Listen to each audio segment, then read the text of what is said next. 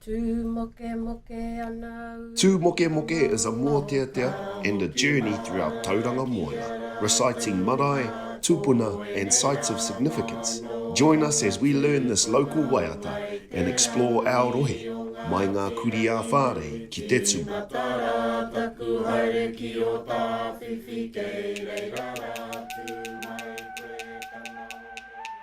Ko maua o te maunga, ko mātatua te waka, ko Tauranga te Moana, ko Ngāti Rangi te iwi, ko ngai tūwhiwhia te hapu.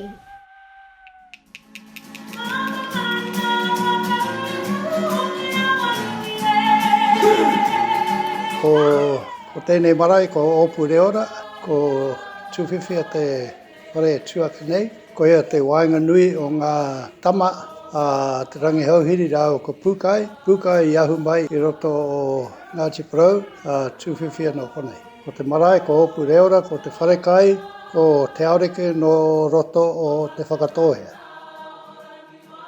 Opureora Marae is the home of Ngai Tūwhiwhia. We are a branch of the Ngāti Rangi tribe.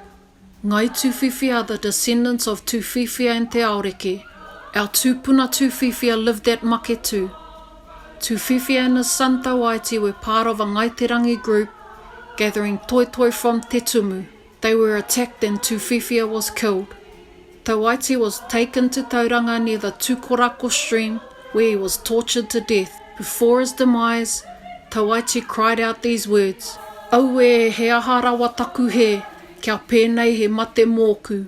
Ākua nei te moana nei I hohonu, me hanga kia papaku I taku mōkai a kōtōrerua.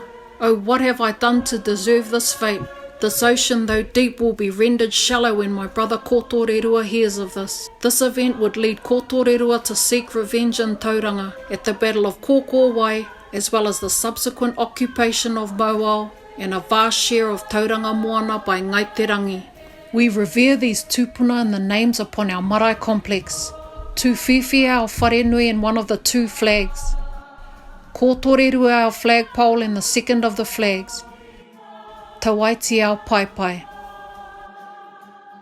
Our whare tūpuna Tūwhiwhia was built in 1874. He is the oldest whare in Tauranga Moana. Tūwhiwhia was originally located at the smaller island of Motuhoa and then moved to the cliff near to where he stands today. In the 1950s, he was lifted onto logs and trundled forward some 30 to 40 feet due to the erosion of the cliff face behind. Our tūpuna Tūwhiwhia had a wife, Te Aureke, for whom we have named our wharekai. She was of Te Whakatohea tribe. Their marriage was considered a pākuha, a progressive union between friendly tribes. Te Aureke was opened on the 5th of May 1979.